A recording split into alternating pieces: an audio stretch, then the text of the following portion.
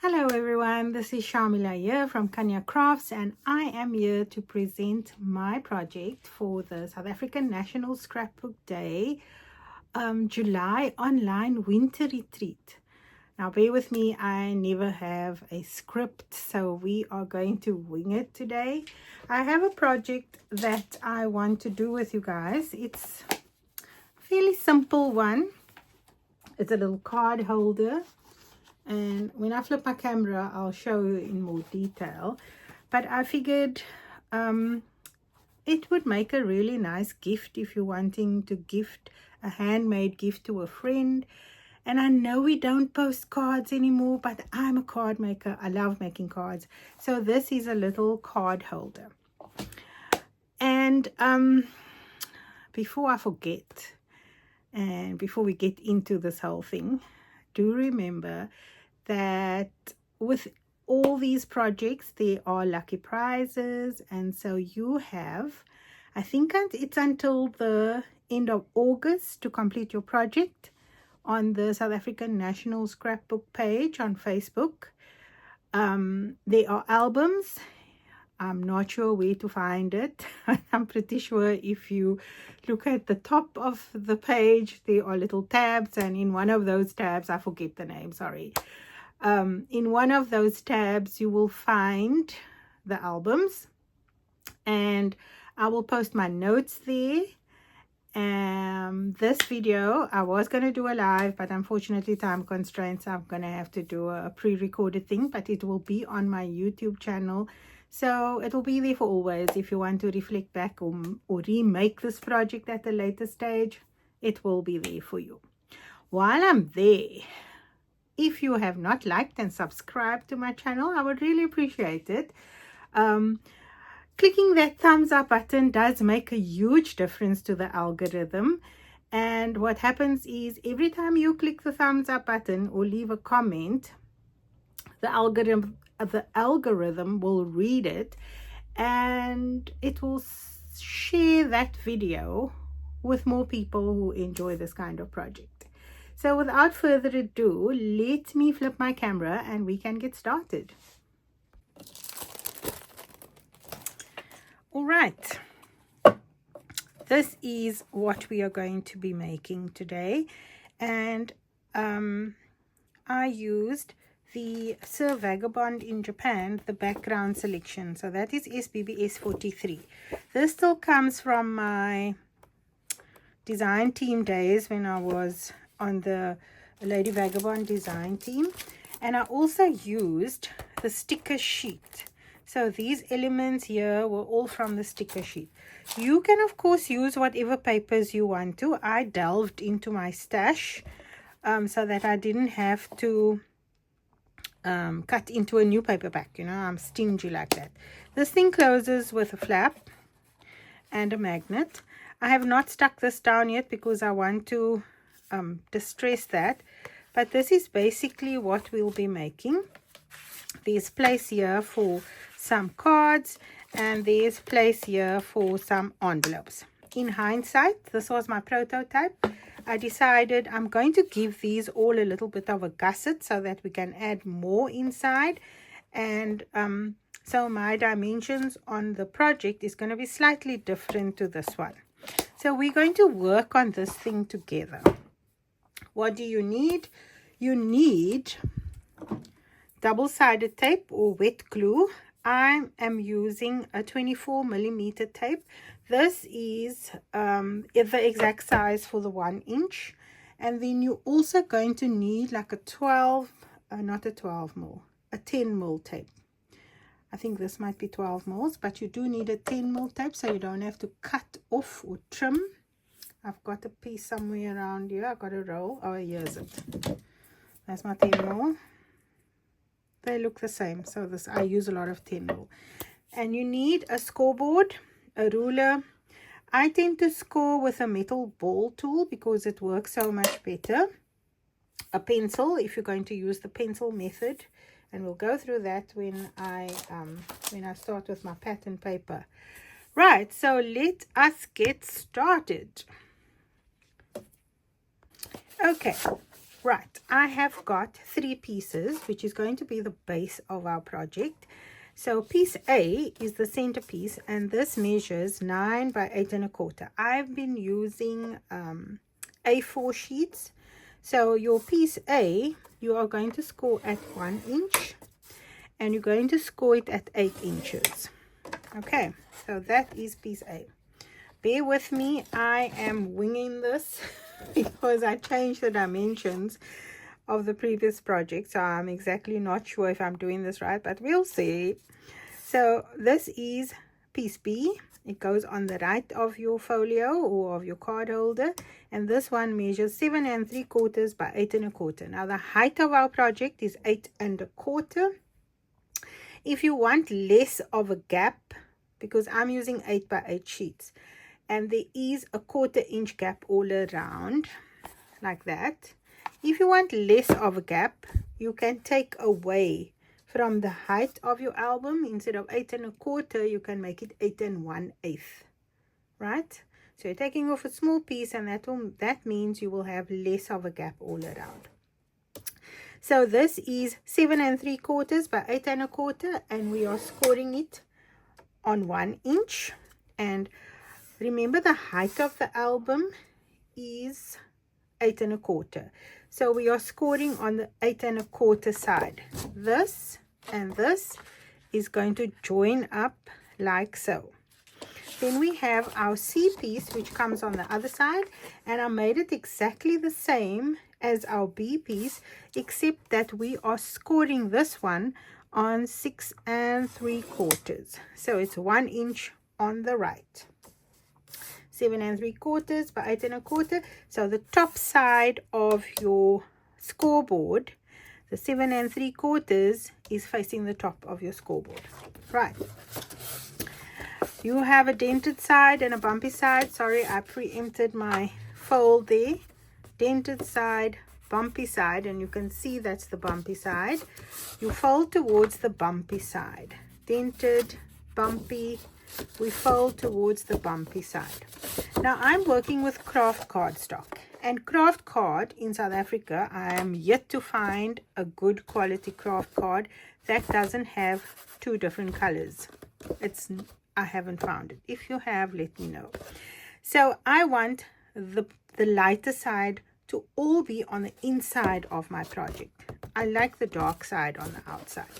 So the next thing we're going to do, just put my scoreboard down. I just hope it doesn't fall, as it always does, and it makes a very big loud racket. So we are going to, when I talk about burnishing, we're going to burnish all those folds so that they lie nice and flat. A bone folder is essential, and you can see that I'm burnishing on both sides like that. And that was A. So let's do B.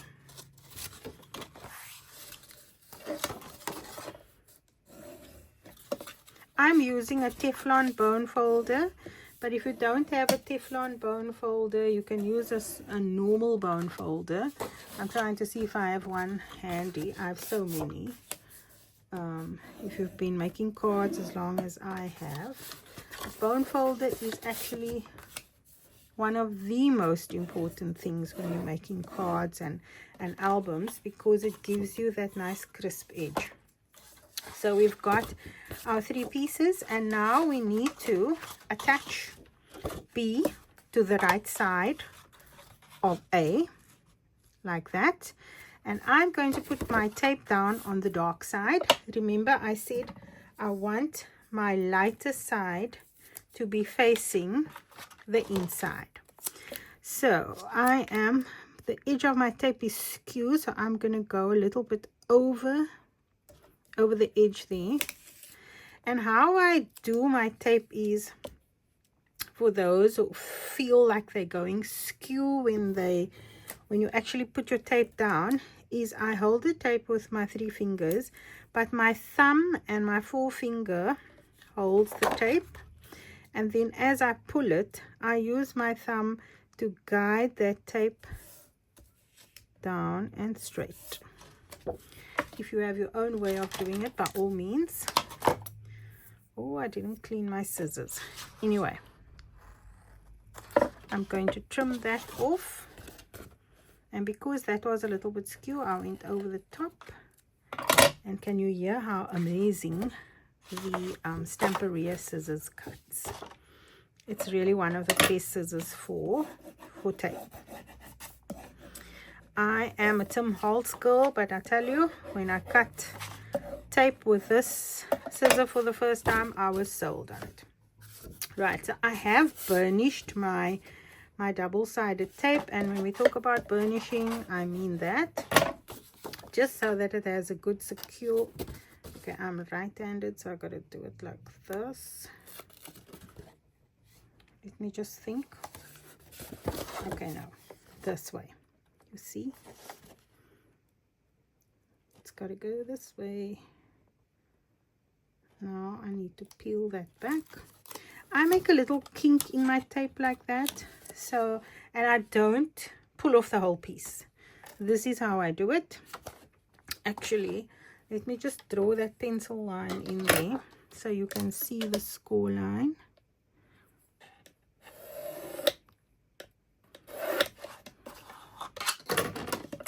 Okay, I think you can see my score line a bit better. Now this piece has to be aligned with that, and we are lining it up right next to the score line. I'm putting this piece down on the right so I can make sure that top and bottom, they are all in line before I actually pull out this and commit. I've gone a little bit skew there, so let me just readjust that, and there we go. So we've got our B piece in. Yes, I think it's going to work. Right, the next thing is we need to put tape onto C. Same thing. This time the edge of my tape is straight, so I don't have to overhang it. I'm guiding it with my thumb so that we are keeping it in line. Trim that. Burnish. And now C is going to go onto the other side of A. Let's just peel this back. If you have no nails, this is a problem. Right, same thing. I just want to make sure I'm in shot here. Let's see. I'm lining it up right next to my score line, making sure left and right, they are aligned. Pulling out, and there we go. So we have the base of our little folio, our card folio done. This is, let's see, all together. If it's closed, I want it to go like that, I think, yes. If it's closed, it measures about 7 inches, which is perfect. My 8x8 paper is going to work perfectly in there. Now, let's see if I do it like this. Okay. I think I'm going to fold it in like this. So the B piece going in first and then the A piece over. If I do it the other way, you'll see that this kind of hits that edge there, but this way it works fine. I've got a little bit of a gap there, but I'm okay with that. I'm okay with that because we have a closure here. Right, next thing. I used an offcut for this. This is going to be my little holder for my, or pocket for my envelopes. And I used a piece. I've always got lots of offcuts, So ideally you wanted this to be a little bit higher. So if you want yours to be higher, you can by all means make it as high as you want. My one measures about 4 inches by 8 inches. What is very important here is not so much the height, but the width. Don't go beyond 8 inches for the width. And where's my scoring tool? So with the long side, the 8-inch side facing the top of your scoreboard, you are scoring it at 1/2 inch and 3/4 inch. And then you're also going to score on 7 1/4 and 7 1/2. You are going to rotate it so that the short side faces the top of your scoreboard. And we're going to score on the 8-inch side here, 1/2 inch and 3/4 inch. This creates our little pocket. I have a closure for the envelopes, but let us first do the pocket so that we can see how long the closure needs to be. While I'm here, I'm going to just measure the inside. It's 6 1/2, and so 1/2 of 6 1/2 is 3 1/4. I just need to find the center of this if I want to punch out that little piece there, create a notch. I use EK Success punches. It has a little center point here, and if you can't see that part, this K lines up with it.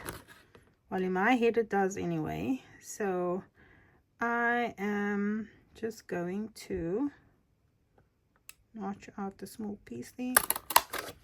Doesn't have to be perfect. This is a 1 1/4. My 1 1/2 inch punch is, I don't know where it is actually. If you have a bigger one, it's better. So let's move that out of the way.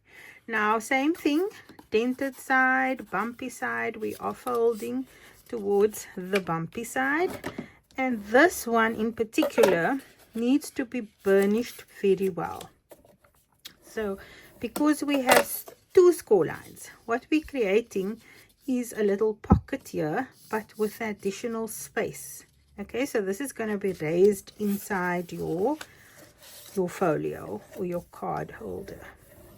But that one,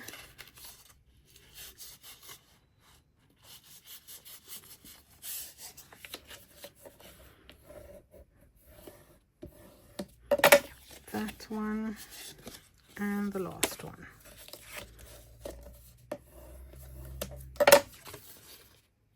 This is where we're going to need the 1/4 inch tape. Let's use up this bit first. I think this might be, let's see, that's not 1/4 inch.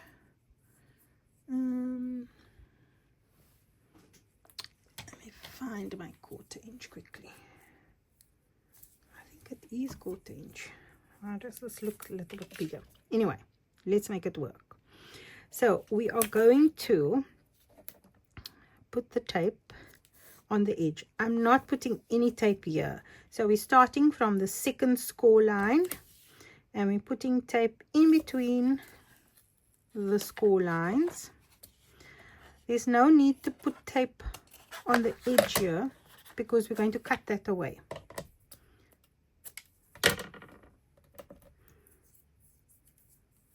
Same thing also on the 1/2 inch side.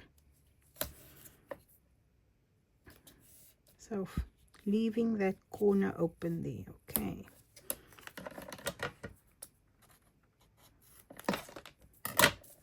and the side.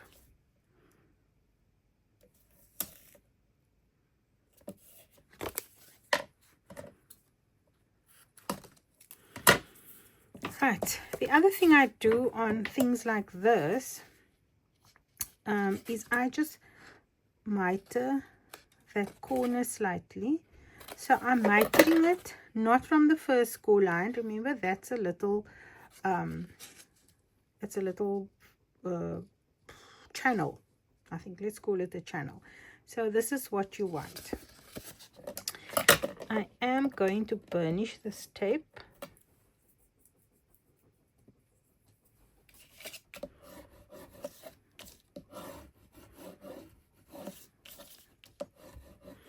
Right, now this is where the tricky thing is. So I'm going to fold that. I need to figure out how to snip this. So let me start by just snipping out this corner here first.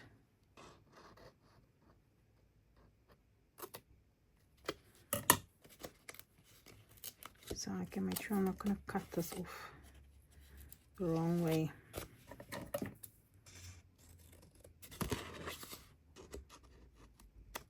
I should have practiced this before I did the video. Okay, yeah, that's right. So we're snipping it out on the outside of the score line till that intersection there, and the same thing outside of the score line till there. Right now we need to trim this across there. Here goes nothing. Let's hope it's right. And that is what we're going to have at the end. That works. If you have a better way, please follow your own judgment here.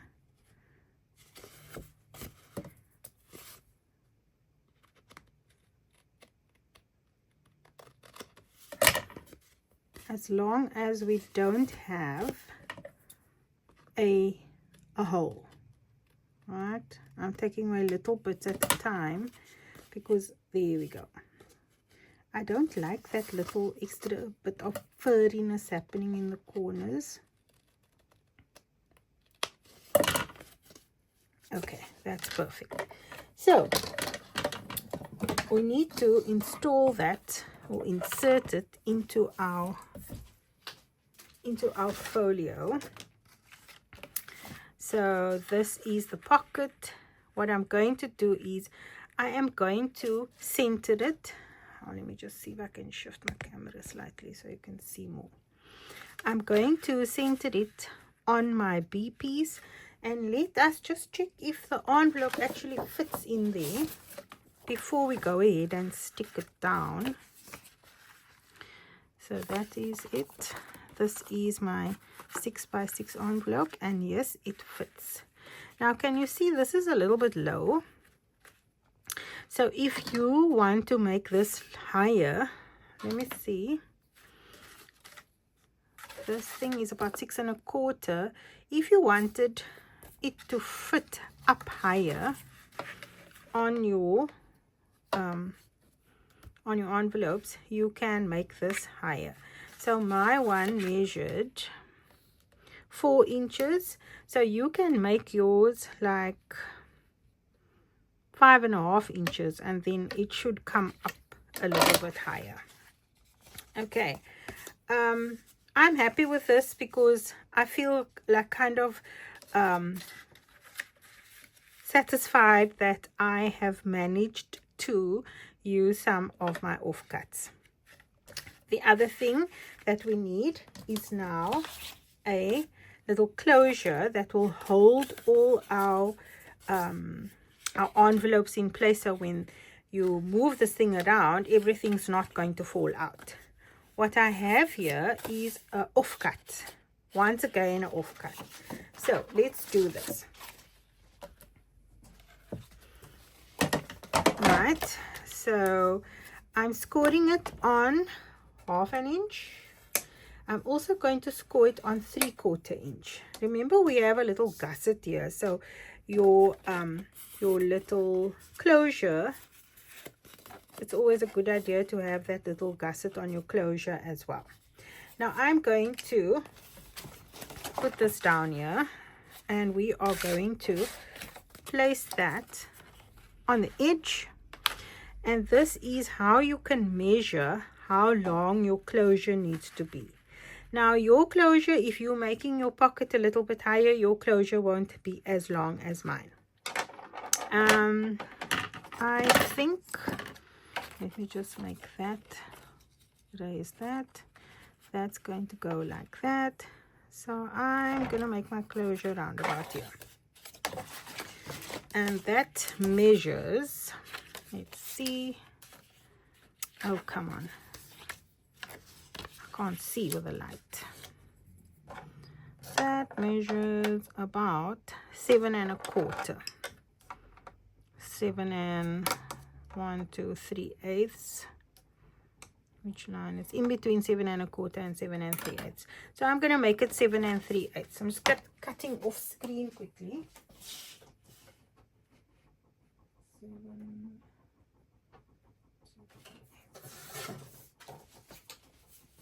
Okay, so I've cut it down to size, and then optional, if you want to round the corners, you can do that. I've got a corner rounder here. Let's take this out of the way. This is a tonic corner rounder.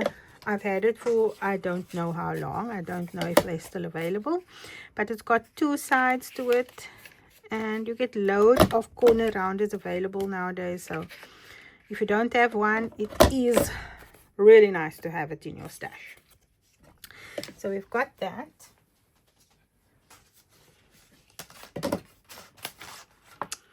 And I can actually go ahead and glue this one down, because I want my pattern paper to cover this part when I actually put it down.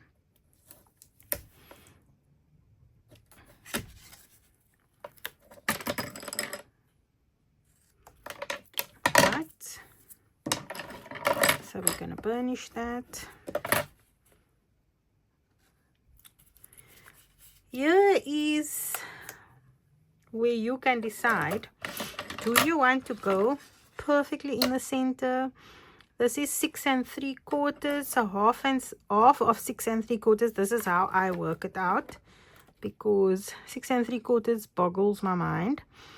1 2 3 4 5 6, so there's 6 little notches in between the 6 and the 6 3/4. So half of that is 3. So I know half of 6 is 3, and I have to add 1 2 3.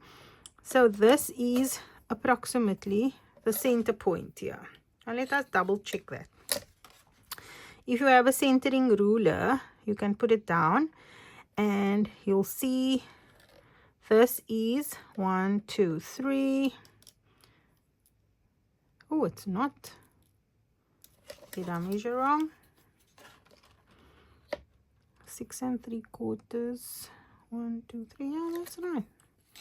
So why doesn't that make sense here? 3 and 1 2 3. 3 and 1. Oh, it's right. It's right. Silly girl. Okay.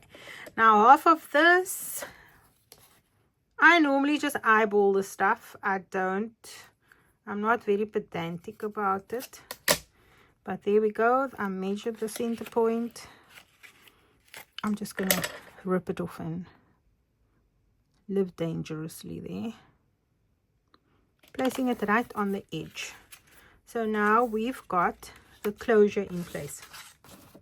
What I would like to do is, I would like to put my pattern paper down first before I actually put my pocket down.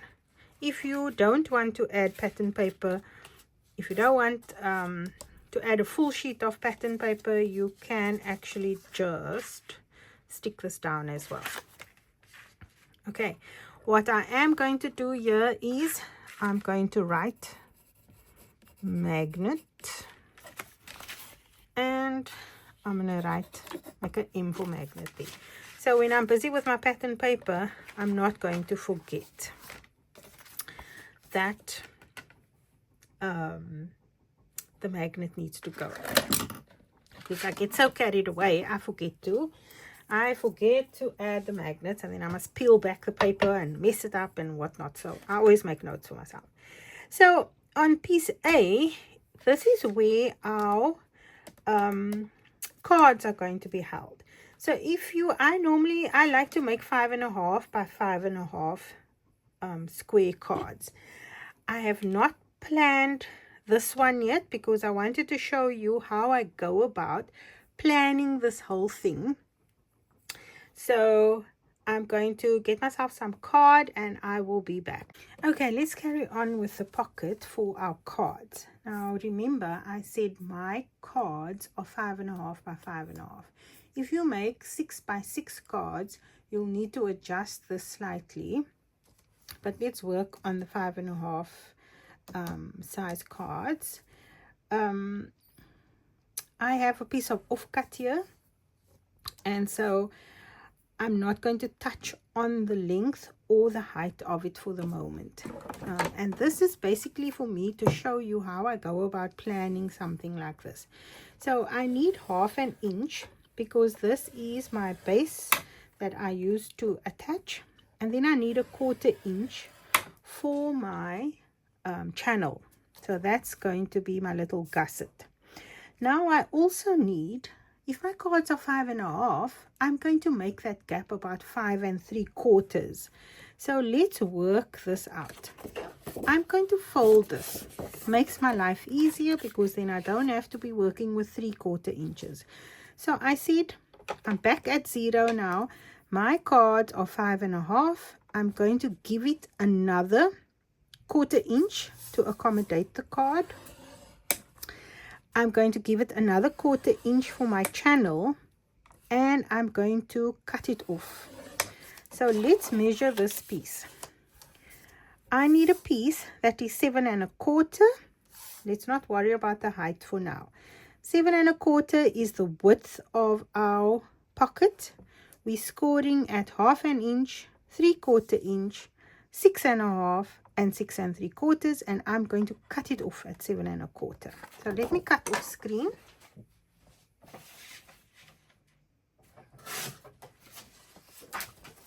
Okay. What I am going to do is, oh, I didn't fold. You see, it did not fold towards the bubble, Shamela. Listen to yourself. So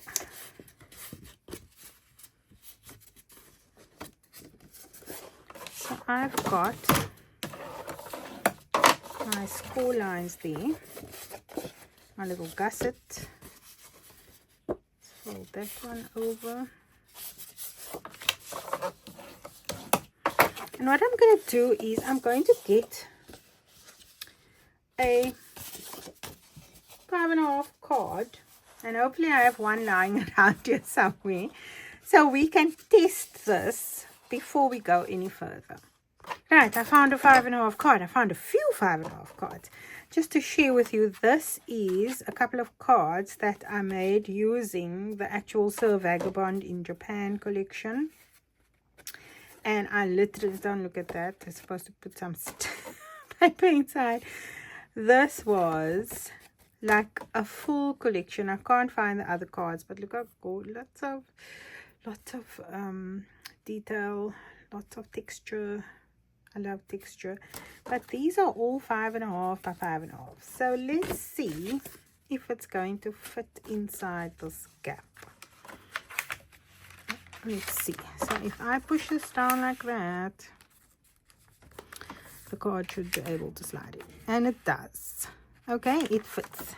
So our measurements work. If you're working with a 6 by 6 card, let's give you the measurements for that. So I'm going to once again fold that over. So we're starting at 0. Then we need to score at 6 1/4. Because that will accommodate for the 6-inch card.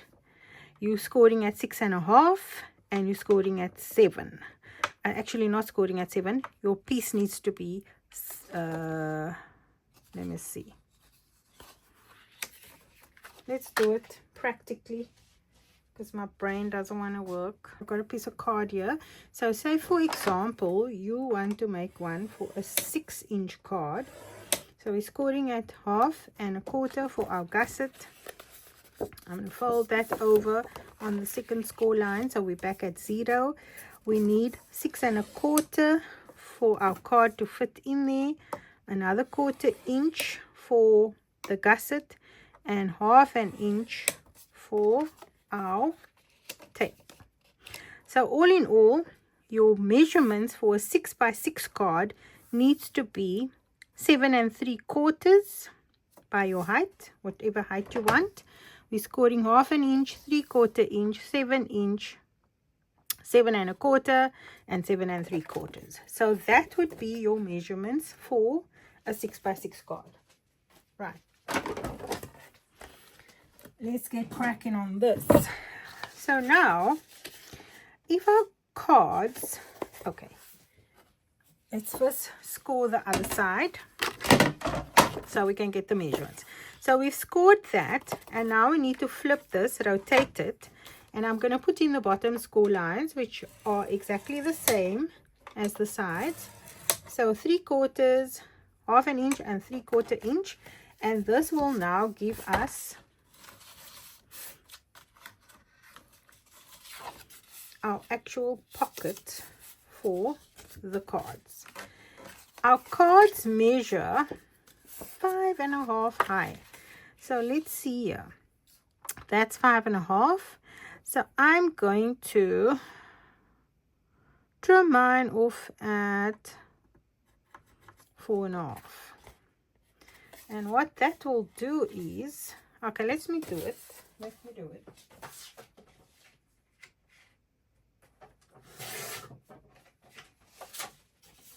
Okay, so the final measurement for my pocket is 7 1/4 by 5 1/4. And bearing in mind that these are all folded over, let's just show you what the card would look like if it is inside. So we would have that sticking out at the top. Okay, if you want more to stick out, you make yours shorter. Same thing like the previous pocket. We are going to add tape.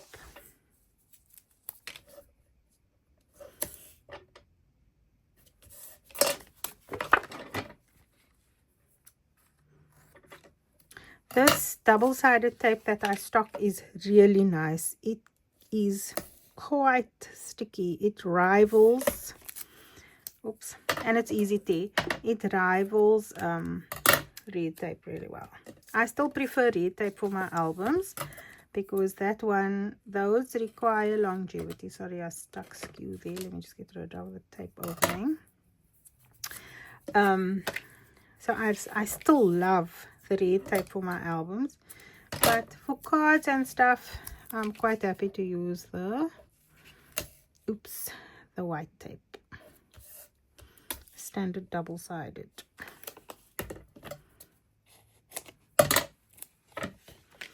Okay, now we are going to burnish.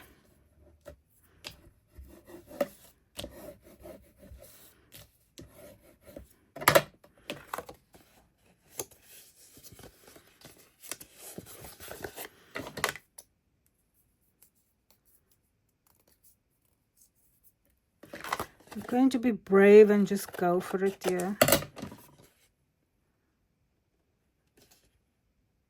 It's okay. I think I took a slight bit too much off there.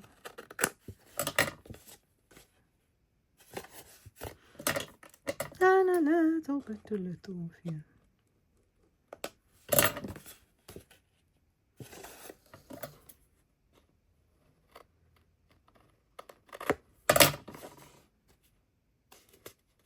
Okay. So this is going to go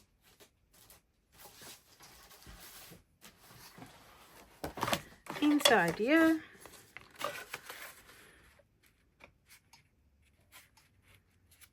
And like I said, there is plenty. Let's just double check if everything fits. Yeah, it fits. There's plenty of room to make a pocket for a 6x6. I am also going to just miter the edges here so that when you push something into that pocket, it does not get hooked onto those things. I am also going to wait until I have my designer paper down before I stick this on. So let us put a paper clip so that that stays in place.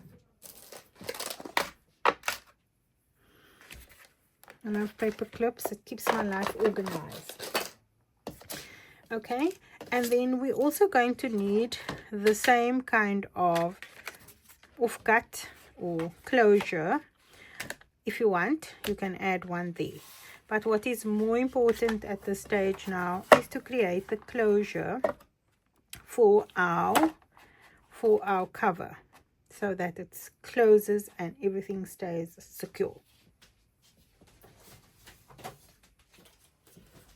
I have an offcut here, it's left over, so let me grab my scoreboard and I'll show you how I plan and measure this.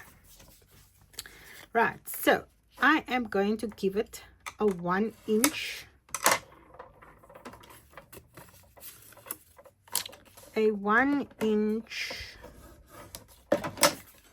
I'm going to give it 1 inch for me to actually glue that 1 inch down like that. Right, now let's measure this. So this ideally should be 1 inch because we made it 1 inch. And now I'm going to make this little piece 1 inch and 1/8. So that it gives us a little bit of room. Oh, wrong side. It gives us a little bit of room for growth. So you see that little 1 inch gap there makes it perfect. It's not pulling, it's not too tight, it's just a little bit of a breathing room there.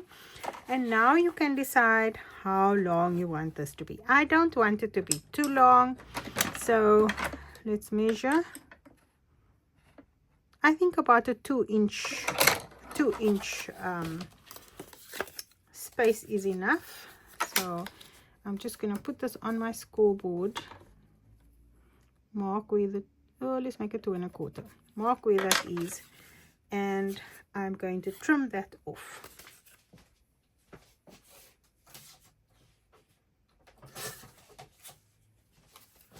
Right, so let's measure that again and see where it's going to end.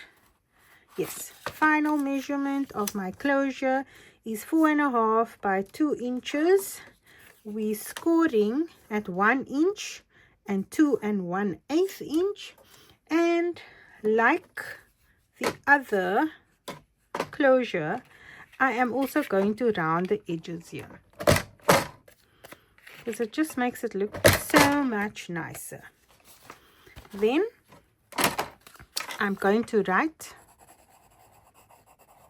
magnet and magnet, so that when we start putting down our designer paper, we are not forgetting to add the magnets. Now this needs to go on before you put your pattern paper down, so let's do that. I am going to add glue to the light side because I want the dark side to be my outside. So where's the tape? We need the 1 inch tape. I'm going to put a piece inside there.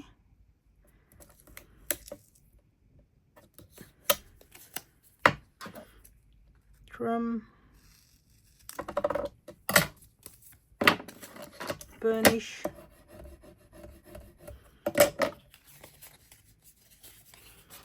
right, so that is going to go there.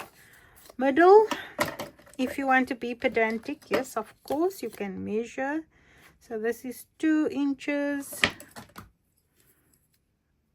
that's the center there, and this is going to come, so remember our folio closes, B goes in, then C goes over B, so it comes on the back of A, which is the middle piece. Now let's find the center mark here. So this is 8 1/4, so the middle is approximately 4 1/8. eyeball, eyeball, eyeball. Let me show you my marking there. I'm pretty sure you can see that now. I noticed tape overhang here. Right, so I'm going to do the same thing. Peel back a little piece.